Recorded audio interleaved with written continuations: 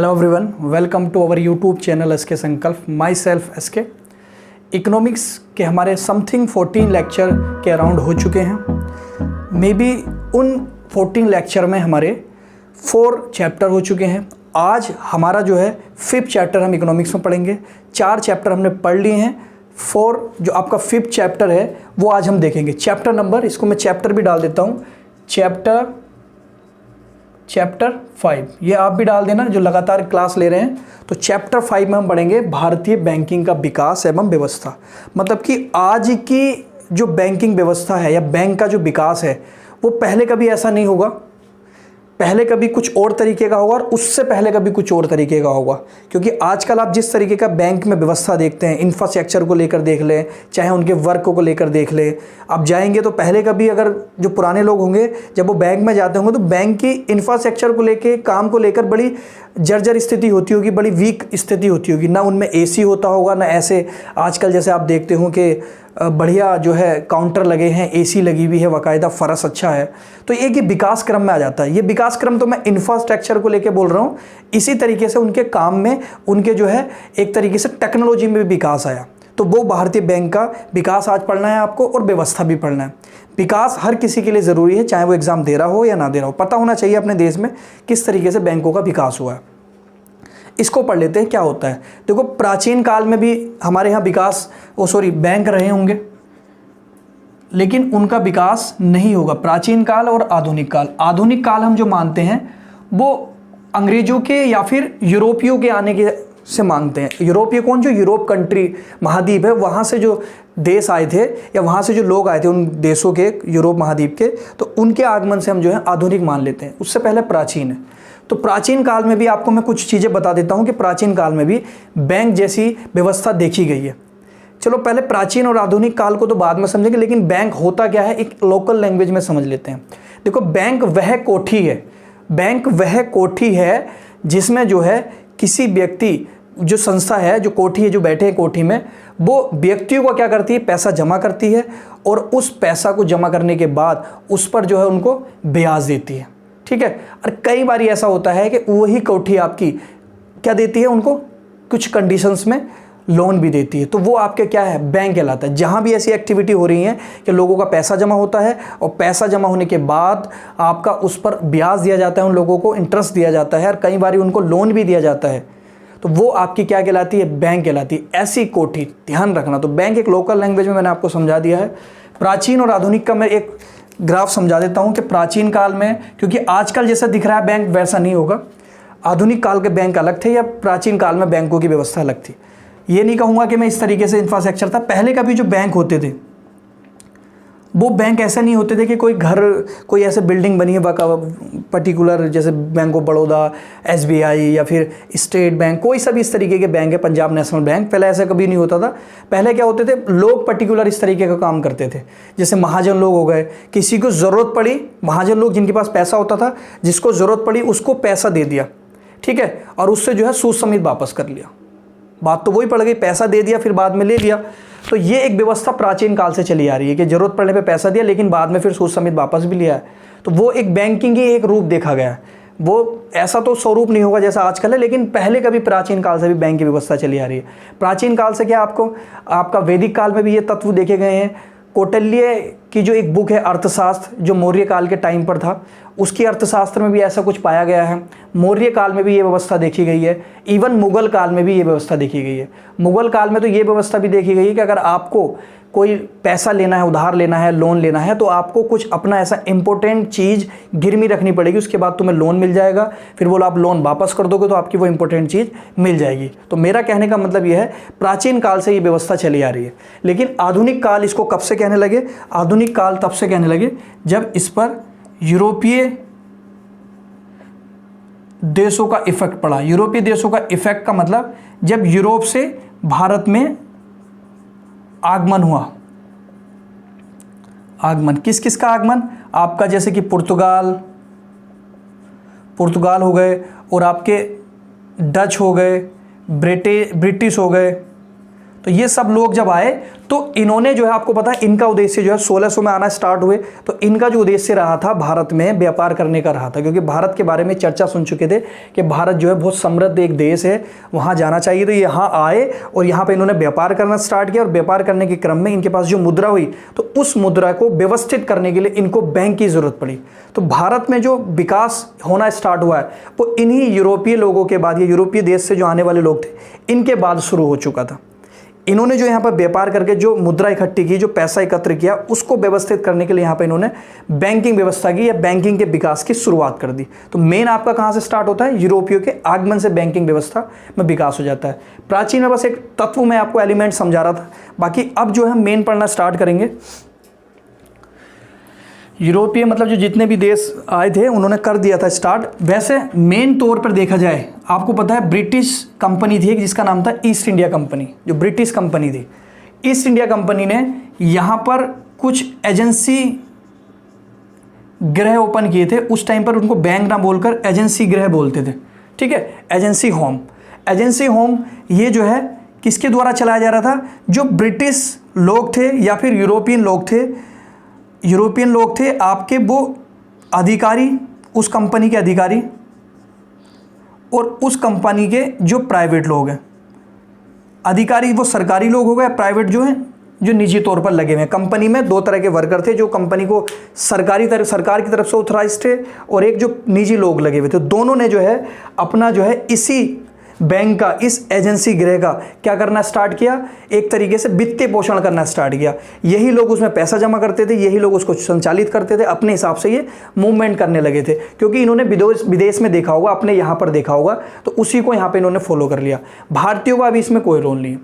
तो ये आपका एजेंसी गृह जो है स्टार्ट किया पहली बार, तो इसका कोई इतना बड़ा महत्व नहीं था, बस नॉर्मल लोग आपस में ही, ये जो ब्रिटिश लोग थे आपस में ही करने लगे थे वित्तीय पोषण, मतलब पैसा देना है, लेना है, ये इस तरह की एक्टिविटी, ठीक है। इसके बाद जो है हम कुछ थोड़ा सा अब स्वरूप देना स्टार्ट करते हैं। डेट से आपको ध्यान रखना पड़ेगा, ये आपका हो चुका है। डेट्स को आपको ध्यान रखना पड़ेगा, टाइमलाइन आपको ध्यान रखनी पड़ेगी, तभी आपको समझ में आएगा। टाइमलाइन फॉलो करते चलना, आपको चीज़ें समझ में आ जाएगी। तो आपको एक चीज़ और ध्यान रखनी है कि देखो बैंकों का स्वरूप कैसे बदला है। विकास अगर हुआ है तो विकास का मतलब वो हर चीज़ में उसका विकास हुआ है। हर चीज़ का मतलब उसके इंफ्रास्ट्रक्चर को लेकर, चाहे उसके काम को लेकर। तो दो तरह के बैंक है, जैसे कि एक पारंपरिक बैंक हो गया, पारंपरिक का मतलब पुराना, और एक हो गया आधुनिक बैंक। तो पारंपरिक और आधुनिक बैंक में इतना फर्क है कि जो पारंपरिक बैंक थे, ट्रेडिशनल जो बैंक थे, उनमें सिर्फ इतना काम होता था, पैसा जमा किया, ठीक है, और उस पर जो है ब्याज दिया। पैसा जमा किया और उस पर ब्याज दिया, बस पैसा जमा किया और उस पैसे का जिसने जमा किया अपना व्यापार करेगा, काम करेगा, और उसको जो है जिससे जमा करवाया है या जिसने जमा किया उसको ब्याज देता रहेगा। तो पहले कभी इस तरह के बैंक थे, बस एक दो एक्टिविटी होती थी, जमा करना और ब्याज देना, कई बार लोन भी देना हो जाता था। आधुनिक काल में जो है इनका वर्कलोड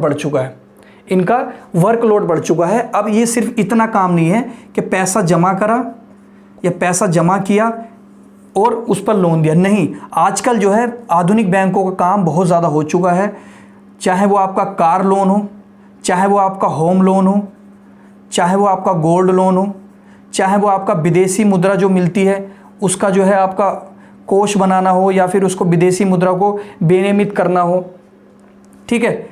डेबिट सुविधा देनी हो, चाहे डेबिट सुविधा का मतलब ये है कि जो शेयर मार्केट है उसके शेयर बाजार से जो लोग शेयर खरीदते हैं वो बैंकों में रखे जाते हैं। तो इसी तरीके से car loan, home loan, gold loan, विदेशी मुद्रा को जो है विनियमित करना, पैसे को जमा करना, लोन देना, बहुत सारी एक्टिविटी जो है ये आपके आगे के वर्क में बढ़ चुकी थी।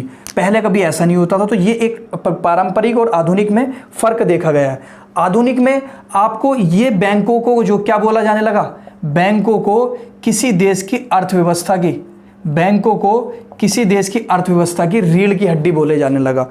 मतलब कि अगर बैंक थोड़ी सी स्थिति खराब होगी तो हमारे देश की अर्थव्यवस्था खराब होगी। तो बैंकों को अर्थव्यवस्था की रीढ़ की हड्डी कहा जाने लगा। जैसे कि आप पीछे भी कुछ दिन पहले सुन रहे होंगे यस बैंक। तो यस बैंक जब डूब रहा था तो ऐसा कहा जा रहा था कि हमारी इकोनॉमी खराब हो रही है। क्यों? क्योंकि कहीं ना कहीं लिंक है, इंटरलिंक है। तो आपको ये समझ आया होगा कि पारंपरिक और क्या है, जो आधुनिक बैंक है इनमें क्या डिफरेंस आ चुका है। अब इन पर वर्कलोड बहुत ज़्यादा आ चुका है, पहले नहीं था इतना, पहले बस 2-3 काम होते थे। अब हम इसका विकास क्रम देखते हैं, किस तरीके का विकास क्रम है।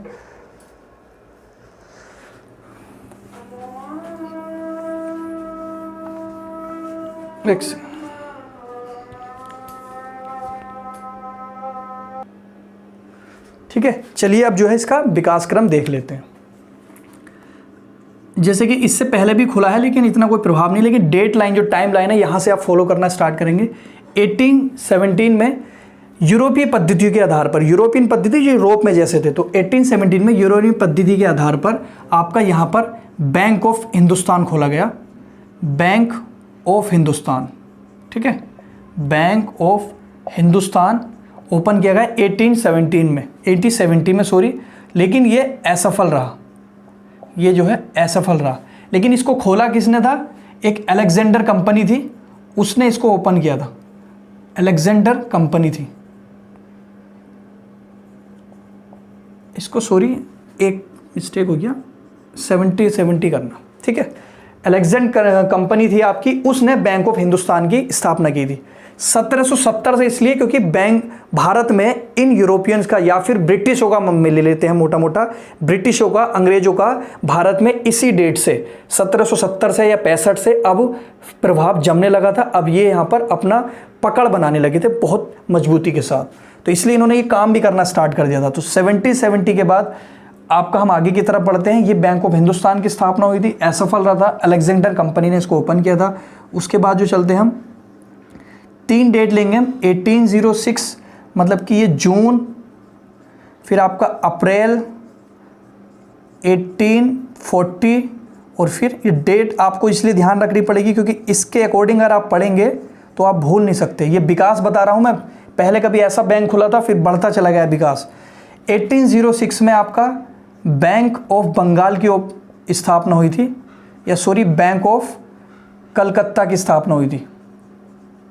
बाद में इसको बैंक ऑफ बंगाल बोल दिया था पूरा, दोनों इसलिए मैं बोल रहा हूँ। ठीक है, बैंक ऑफ कलकत्ता ओनली जो नगर है, शहर है, उसकी स्थापना हुई थी, लेकिन बाद में उसको बैंक ऑफ बंगाल बोला गया।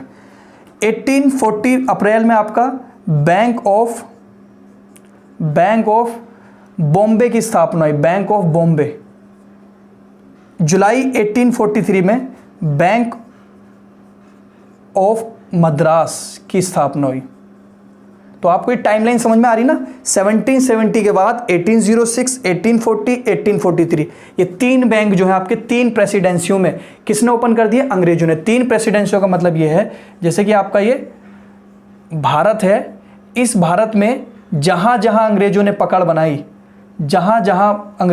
बनाई, वहां उन्होंने अपने बैंक स्थापित कर दिए। जैसे फॉर एग्जांपल उसने पहले कहां पकड़ बनाई, पहले उसने पकड़ बनाई थी कलकत्ता में, तो उसने कलकत्ता में एक बैंक खोल दिया। फिर उसने बॉम्बे में पकड़ बनाई तो बॉम्बे में भी खोल दिया, मद्रास में भी साथ में साथ पकड़ बनाई तो मद्रास में भी खोल दिया।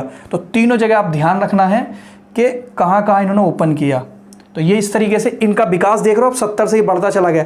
उसके बाद जो हम और आगे चलते हैं 1860 में जो सरकार थी, सरकार अब कौन सी हो चुकी थी, अब ब्रिटिश सरकार हो चुकी थी, ब्रिटिश सरकार। ठीक है, ब्रिटिश सरकार ने जो भारत में शासन करती थी, उस सरकार ने यहां पर लिमिटेड लायबिलिटी के साथ, यहां पर मैं लिख देता हूं लिमिटेड लायबिलिटी का मतलब कुछ सीमित अधिकारों के साथ जो है लोगों को बैंक खोलने की सुविधा दे दी। जो लोग थे वहां पर उस टाइम पर जो लगे हुए थे, कर्मचारी, व्यापारी, जो भी लोग थे, उन्होंने को जो है लिमिटेड लायबिलिटी के उस पर बिहाफ पर क्या खोलने की इजाज़त दे दी, आपका बैंक खोलने की। तो उस टाइम पर बहुत सारे बैंक ओपन हुए।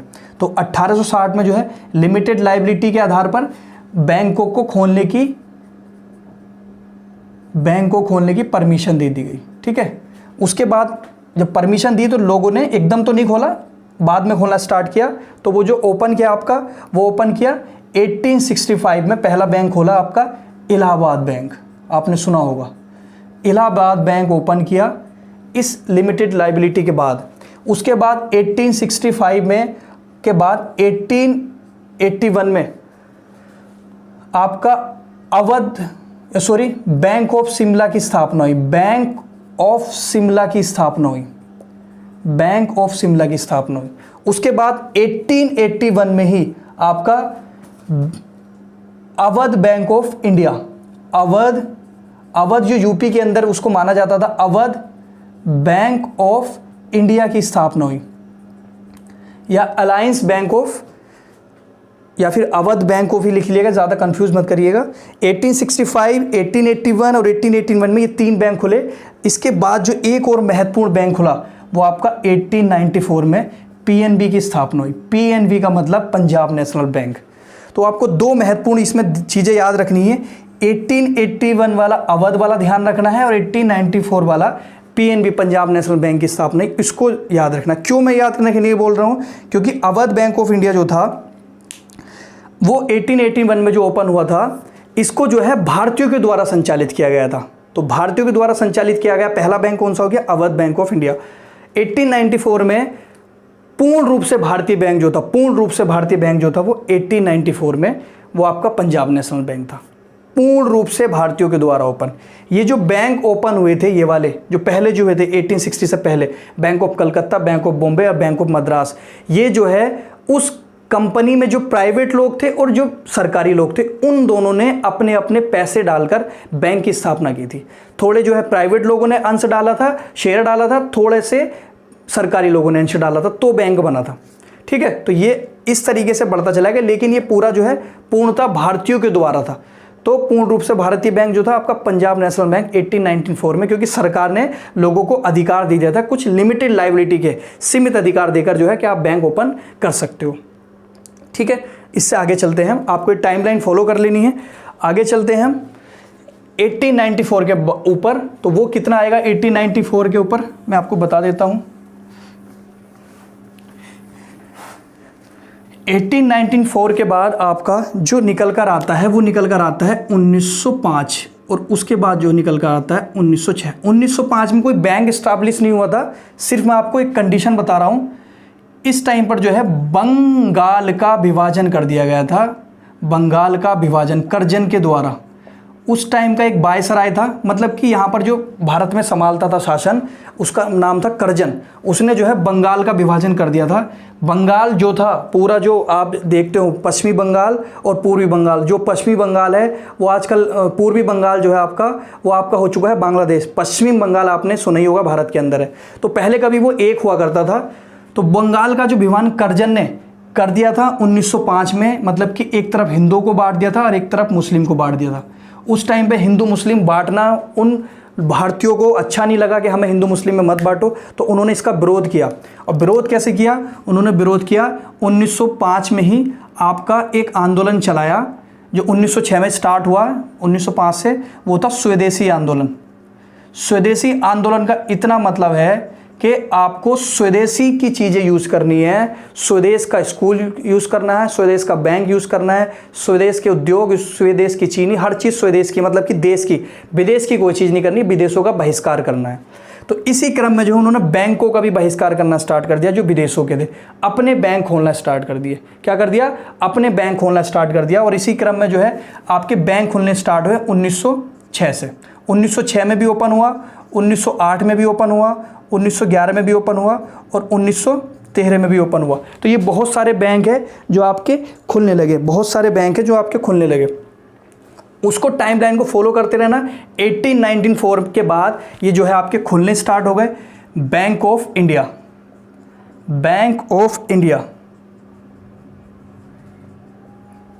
उसके बाद जो आपका बहुत फेमस है जो आप सुनते होंगे, bank of Baroda. Bank of Baroda सुनते हैं ना आप, बड़ौदा गुजरात के अंदर एक जगह है, उसी के नाम पर है, उसी जगह। तो बैंक ऑफ बड़ौदा की स्थापना हुई, तो बैंक ऑफ बड़ौदा। उसके बाद central bank of India, central bank of India, बस इसके पीछे सेंट्रल लगा लिया तीसरे में और कुछ नहीं किया, वही है सेम। 1930 में बैंक ऑफ मैसूर, मैसूर जो कर्नाटक को बोलते थे उस टाइम पर, बैंक ऑफ मैसूर की स्थापना हुई।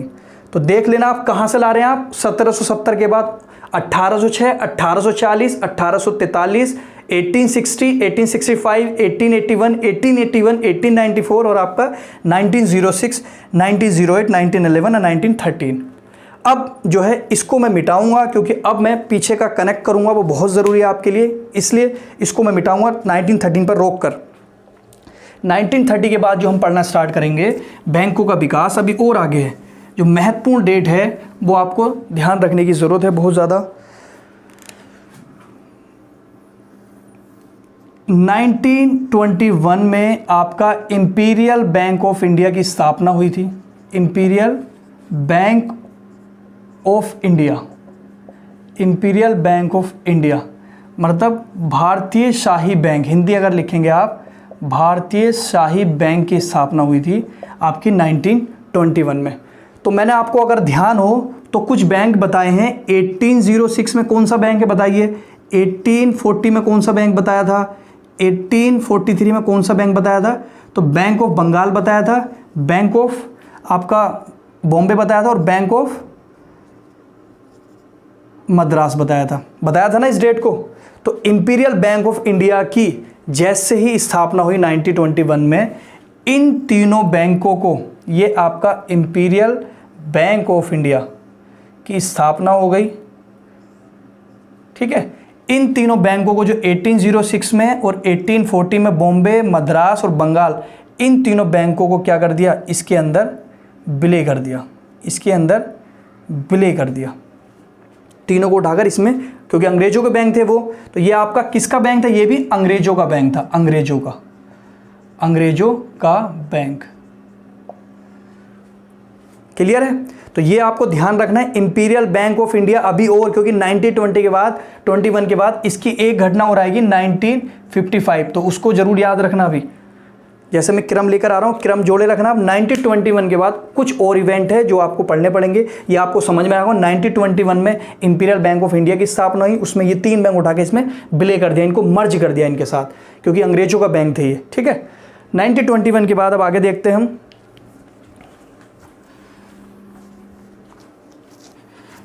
के बाद विकास है, ये देखना डेवलप हो रहा है लगातार। 1926 में हिल्टन यंग जो है आयोग की स्थापना की गई थी। क्यों की गई थी, इसलिए की गई थी कि भारत में एक केंद्रीय बैंक की स्थापना की जाएगी, उसके लिए सुझाव देने के लिए एक आयोग जो है स्थापित किया गया था। कब किया गया था, 1926 में, ये लिखा है वैसे, हालांकि ये इसलिए स्थापित किया गया था क्योंकि केंद्रीय बैंक की जरूरत थी, सेंट्रल बैंक जो एक ही बैंक है सारे बैंकों को देखेगा, तो ऐसे बैंक की जो है स्थापना होनी चाहिए। तो ऐसा जो है कौन सुझाव देगा, एक आयोग बनाया गया, देखना है उसको कि भारत में ऐसी कंडीशन है या नहीं है, और है तो किस तरीके की है। तो वो आयोग बनाया गया कि हिल्टन यंग आयोग 1926 में। हालांकि 1914 में, इसको भी लिख लीजिएगा, 1914 में चैम्बरलिन आयोग की स्थापना की गई थी, सेम इसी उद्देश्य से। इसी उद्देश्य का मतलब कि भारत में केंद्रीय बैंक होना चाहिए, तो उस आयोग को बनाया गया कि देखिए किस तरीके की कंडीशन है केंद्रीय बैंक के लिए। तो अगर आपका क्वेश्चन आए कि भारत में इस उद्देश्य से कौन सा आयोग पहले बना था, अगर हिल्टन यंग है तो हिल्टन यंग लगाना है आपको, अगर ये हिल्टन यंग नहीं है, चैम्बरलिन आयोग है तो चैम्बरलिन लगाना है, ठीक है। तो ध्यान रखना, अगर दोनों आ जाए तो आपको चैम्बरलिन आयोग ही लगाना है, क्योंकि ये 1914 में आपका आया था इस उद्देश्य से कि केंद्रीय बैंक की स्थापना हो। अब ये आपको दो चीज समझ में आ चुकी होंगी आई होप। 1926 के बाद 1930 का टाइम आता है, एक बनाई गई थी केंद्रीय बैंक जांच समिति। भले ही ये आयोग बना था, लेकिन इस केंद्रीय बैंक जांच समिति का उद्देश्य भी सेम ही था जो केंद्रीय बैंक की स्थापना करना था। इसको थोड़ा सा प्रभाव कम हो चुका था इस टाइम तक आकर 1930 तक, तो केंद्रीय बैंक जांच समिति बनी थी।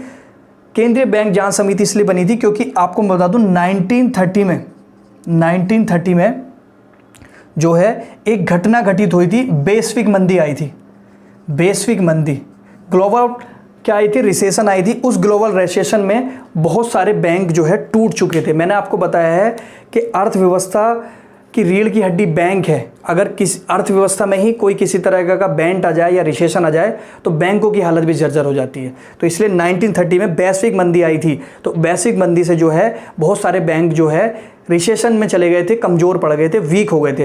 तो उसके बाद जो है 1930 में वैश्विक मंदी के बाद उसी लास्ट में 1930 में एक केंद्रीय बैंक जांच समिति की स्थापना की और इसका उद्देश्य यही था कि भारत में केंद्रीय बैंक होना चाहिए। इसने एक सुझाव दिया और सुझाव के साथ जो है 1934 में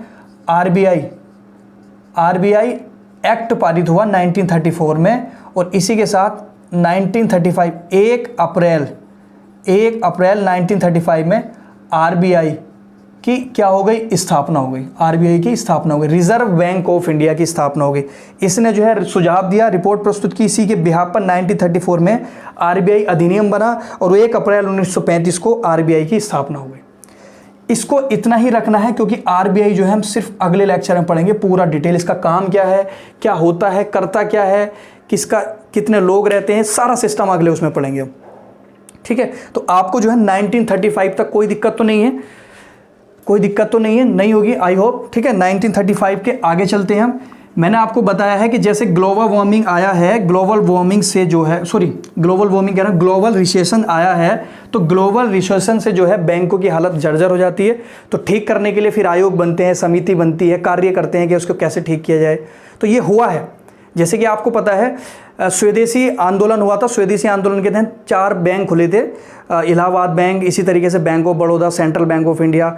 मतलब कि 1906 में, 8 में, 11 में और 1913 में जो बैंक खुले थे वो खुले थे, बढ़िया थे, अच्छे थे। और भी बैंक खुले थे, लेकिन मैं आपको बता देता हूँ 1914 में 1918 के बीच में फर्स्ट वर्ल्ड वॉर हुआ था। तो उन बैंक तो खुले थे, लेकिन इस प्रथम विश्व युद्ध में उन बैंकों की हालत भी थोड़ी ख़राब हो गई थी। तो ये खुले हैं बैंक, लेकिन स्थिति ऐसी आ जाती है कि बैंक की जो है वर्क जो है हो नहीं पाता है या फिर स्थिति ख़राब हो जाती है, तो वो जो है कमज़ोर भी पड़ते हैं, मजबूत भी होते हैं। तो 1935 तक हम देख चुके हैं। एक बार तो कमज़ोर कब पड़े भारत, जब 1930 में मंदी आई। एक बार कमज़ोर कब पड़े, जब 1914 और 18 के बीच में जो प्रथम विश्व युद्ध चला था, प्रथम विश्व युद्ध, विश्वों के बीच में युद्ध चला था। 1935 के बाद जो हम देखेंगे 95 का टाइम देखेंगे, 55 का टाइम देखेंगे। इससे पहले हम 1921 का टाइम देखेंगे। इससे पहले हम 3 डेट और देखेंगे, 1806, क्योंकि ये एक दूसरे से कनेक्टेड है, 1840 और आपका 1843।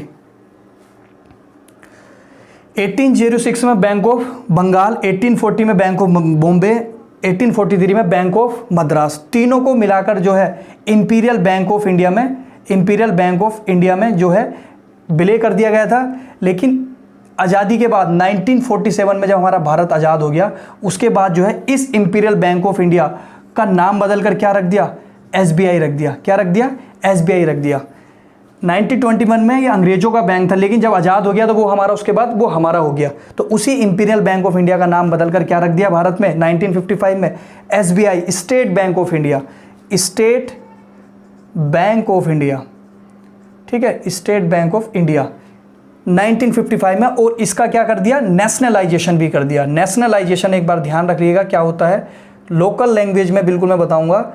नेशनलाइजेशन जैसी सरकार किसी चीज़ को करती है, वो उसकी सरकारी संपत्ति हो। जैसे मेरा घर है, सरकार जो है, मोदी जी कह दें कि हम तुम्हारे घर का नेशनलाइजेशन कर रहे हैं, तो मतलब वो अब सरकार की संपत्ति हो गई। या फिर कोई क्षेत्र है, उसको अच्छा लगा तो वो उस क्षेत्र को नेशनलाइजेशन कर देगी, तो वो सरकारी संपत्ति बन जाएगी। तो इसलिए जो एसबीआई जो अंग्रेजों का था उस टाइम पे, तो वो आपका अब आके वो प्राइवेट लोगों का हो चुका था, लेकिन 1955 में उसको जो है सरकार संपत्ति घोषित कर दी, नेशनलाइजेशन कर दिया 1955 में। समझ रहे हो ना ये कहाँ से जुड़ा हुआ है, ये वाले तार जो है इस तरीके से जुड़े हुए हैं यहाँ पर। भारतीय इंपीरियल बैंक ऑफ इंडिया जो फीलिंग दे रहा था हमारे भारतीयों को, क्योंकि एसबीआई नाम बदला तो कुछ कारण दिया कि इंपीरियल, उसमें वर्ड ऐसा है कि जो वहाँ का शो हो रहा है इंग्लैंड का, हमें जो है इसमें भारत को शो करना है। इंपीरियल का मतलब जो है एम्पायर से आ रहा है, तो इंग्लैंड का एक एम्पायर रहा है, हम उसको जो है यहाँ पर वो नाम नहीं लेना चाह रहे हैं, हमें फीलिंग ठीक नहीं आ रही है, तो हमने क्या कर दिया, स्टेट बैंक ऑफ इंडिया कर दिया। ठीक है, स्टेट बैंक इंडिया को हमने मजबूती देने के लिए, इसको मजबूत करने के लिए इसके साथ जो है 8 और बैंकों को जोड़ा, 8 बैंकों को और जोड़ा। लेकिन वर्तमान में कितने, सिर्फ 7 बैंक इससे जुड़े हैं। 7 बैंक जुड़े थे। 7 बैंक मतलब कि एक बैंक तो आपका बड़ा बैंक होगा जिसका नाम होगा एसबीआई, लेकिन इसके साथ जो है 7 जो वर्तमान में है वो छोटे छोटे बैंक जो है इसके सहयोगी के रूप में काम करेंगे। सहयोगी के, ये तो एक बड़ा बैंक है जो एक बड़े शहर में होगा, लेकिन जो ये इसके सहयोगी बैंक है ये छोटे छोटी जगह में, छोटे छोटे शहरों में स्थापित होंगे, जो एसबीआई से संबंधित होंगे, एसबीआई के सहयोगी के तौर पर काम करेंगे। तो वो कौन कौन से एसबीआई के बैंक हैं वो हम पढ़ लेते हैं, सहयोगी बैंक कौन कौन से हैं। ठीक है, आपको ये समझ में आ रहा होगा, ध्यान रखना है। 1955 तक हम पहुंच चुके हैं। तो एसबीआई एसोसिएटेड बैंक हम पढ़ेंगे अब। एसबीआई एसोसिएटेड बैंक, सहयोगी बैंक मतलब कि, तो सहयोगी बैंक पढ़ना स्टार्ट करते हैं। वो पहला है आपका bank of Patiala, bank of Patiala. दूसरा हम पढ़ते हैं bank of Jaipur and Bikaner. तीसरा बैंक पढ़ते हैं, सॉरी, बैंक ऑफ सौराष्ट्र। उस टाइम पर जो है गुजरात और महाराष्ट्र को मिलाकर जो है सौराष्ट्र बोलते थे। फोर्थ जो है बैंक ऑफ आपका जो आएगा bank of Indore, bank of Indore. उसके बाद आएगा bank of Hyderabad, bank of Hyderabad. उसके बाद जो आएगा छठा बैंक ऑफ मैसूर। ठीक है, उसके बाद जो सातवां आएगा bank of Travancore, bank of Travancore. तो ये आपके एसोसिएटेड बैंक है एसबीआई के। एसबीआई एक सेंट्रल बैंक है, उसके सहयोगी के रूप में जो है ये 7 बैंक जो है इसके सहयोगी के रूप में जहां जहां काम करेंगे। ठीक है, इसकी हेल्प के तौर पर, सहयोग के तौर पर, क्योंकि ये मजबूत बैंक है। बीच में central bank of, state bank of India, ये इसके सहयोगी बैंक है। तो ये सारे सहयोगी बैंक है, लेकिन इसका ये बैंक और इसका ये बैंक क्या हुआ, जैसे इसमें ये वाला बैंक हो गया एक, और एक ये इंदौर वाला बैंक हो गया। सौराष्ट्र बैंक जो है आपका, सौराष्ट्र बैंक क्या किया, अगस्त 2008 में इस बैंक ऑफ सौराष्ट्र को उठाकर एसबीआई के अंदर ही विलय कर दिया, एसबीआई के अंदर ही विलय कर दिया। इसी तरीके से इंदौर का 2010 में, बैंक ऑफ इंदौर का 2010 में उठा के इसके अंदर जो है विलय कर दिया। अब इस हिसाब से जो है 7 थे, ये 2 इसके अंदर विलीन कर दिए। तो 7 में से 2 माइनस करेंगे आप, 2 बैंक माइनस करेंगे तो कितना आएगा, हाँ 5। बहुत अच्छा मैथ है आपका। तो 7 में से 2 माइनस करेंगे तो 5 बैंक अब इसके एसोसिएटेड बैंक है। ठीक है, 5 बैंक इसके एसोसिएटेड हैं। 2 ये आपके 2008 में और 2010 में इसके अंदर क्या कर गए थे, वो विलय कर गए थे। आई होप आपको ये टाइमलाइन समझ में आ रही हो, समझ रहे होंगे आप। अब कुछ इसी से जुड़ी भी कुछ महत्वपूर्ण बातें आपने जो बहुत सुनी होंगी, मैंने पिछले लेक्चर में भी यूज़ की है। 2 डेट्स आपको ध्यान रखनी है मेन।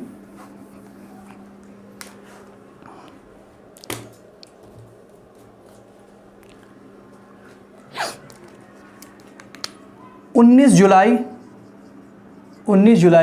1969 14 बैंकों का राष्ट्रीयकरण, 14 बैंकों का राष्ट्रीयकरण। मतलब कि जो ये 14 बैंक थे, इंदिरा गांधी ने बड़ी सख्ती के साथ वो 14 जो निजी प्राइवेट लोगों के बैंक थे उनको उठा के क्या कर दिया, उनका नेशनलाइजेशन कर दिया, अर्थात उनको क्या कर दिया, सरकारी संपत्ति घोषित कर दिया। क्यों कर दिया होगा, जनता के उपयोग के लिए, जनता का ज़्यादा सहयोग, कि प्राइवेट लोग अपने हिसाब से उसका जो है जनता को क्या देंगे, बेनिफिट देंगे, लेकिन सरकार जो है अपने हिसाब से जनता को बेनिफिट देगी। प्राइवेट लोग दें या ना दें उनके ऊपर कोई बर्डन नहीं है, लेकिन सरकार जो है जनता को देगी ही देगी। तो जनता के उपयोग के लिए, जनता के प्रयोग के लिए 19 जुलाई 1969 को 14 बैंकों का नेशनलाइजेशन कर दिया, अर्थात उनको सरकारी संपत्ति घोषित कर दिया। ठीक है, तो वो बहुत सारे 14 बैंक हैं, जितने याद है वो लिख लेते हैं, बाकी मैं आपको लिस्ट इसके ऊपर दे दूंगा अभी। तो वो आपके जो 14 बैंक निकल कर आते हैं, bank of India, bank of India, Indian bank, Indian bank, ठीक है, लिखते रहना इसी तरीके से, Indian bank, central bank of India. कुछ बैंक तो वही होंगे जो आपने देखे हैं बनते हुए अभी पीछे, बैंक ऑफ इंडिया भी देखा आपने, सेंट्रल बैंक ऑफ इंडिया। उसके बाद आपका यूनाइटेड बैंक ऑफ इंडिया, उसके बाद यूनियन बैंक ऑफ इंडिया। ठीक है, उसके बाद जो देखेंगे आप PNB, ठीक है, PNB पंजाब नेशनल बैंक। उसके बाद देखेंगे आप Canara bank, Canara bank, Canara bank, ठीक है। कितने हो गए, 1 2 3 4 5 6 7। कैनरा बैंक के बाद देखेंगे आप Indian overseas bank, Indian overseas bank. उसके बाद देखेंगे आप देना बैंक, देना बैंक। उसके बाद देखेंगे आप सिंडिकेट बैंक, सिंडिकेट बैंक। उसके बाद देखेंगे आप सिंडिकेट बैंक के बाद bank of Maharashtra, bank of Maharashtra, ठीक है। इनको एक बार देख लीजिएगा और स्क्रीन पे मैं आपका दे दूंगा किस तरीके का आपका है। एक बैंक और है United commercial bank, United commercial रह रहे हैं अभी, यूनाइटेड कॉमर्शियल बैंक। टोटल करेंगे आप तो इसका 1 2 3 4 5 6 7 8 9 10 11 12 और भी बैंक रह रहे हैं। हाँ, bank of Baroda, bank of Baroda और आपका इलाहाबाद बैंक, इलाहाबाद बैंक। तो इनका जो है उठाकर सीधा इंदिरा गांधी ने इस बड़ी शक्ति के साथ इन 14 बैंकों का क्या कर दिया, निजी बैंकों का नेशनलाइजेशन कर दिया, राष्ट्रीयकरण कर दिया, सरकारी संपत्ति घोषित कर दिया, ठीक है। तो ये कितने बैंक है, 14 बैंक। इनको बनाइए जल्दी से, स्क्रीनशॉट ले लीजिए। अब जो है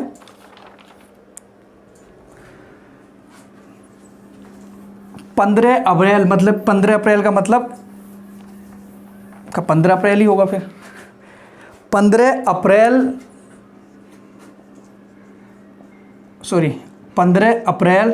1980, 15 अप्रैल 1980, मतलब कि एक दशक बाद, एक दशक का मतलब 10 साल बाद जो है 6 बैंकों का और राष्ट्रीयकरण किया गया, 6 बैंकों का और राष्ट्रीयकरण किया। क्यों किया होगा, वही जनता के लिए ज़्यादा से ज़्यादा उपयोग के लिए 6 बैंकों का और राष्ट्रीयकरण किया गया।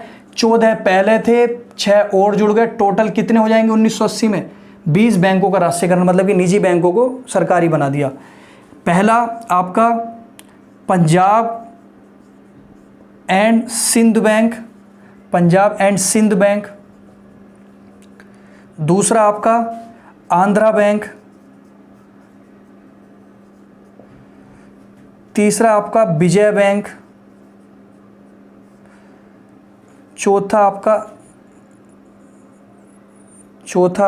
Punjab and Sindh Bank, Andhra Bank, Vijaya Bank, Oriental Bank, Oriental Bank, Oriental Bank of India. फिर आपका पांचवा कॉमर्शियल बैंक, कॉमर्शियल बैंक। एक आध bank New Bank of India, याद आ गया, New Bank of India, New Bank of India. तो ये 6 बैंकों का, 14 वो थे, 6 ये है, कभी भी पूछा जा सकता है एग्जाम में, कैसे भी पूछ लेगा वो। तो new Bank of India, 6 bank ये हो गए आपके। तो इस तरीके से जो है आपके 20, लेकिन अगर मैं आपका 20 - 1 कर दूंगा तो कितना आएगा, हाँ 19, बहुत बढ़िया मैथ है। तो 19 आपके बचेंगे। एक क्यों मैं माइनस कर रहा हूँ, क्योंकि एक इसमें से माइनस हो चुका था।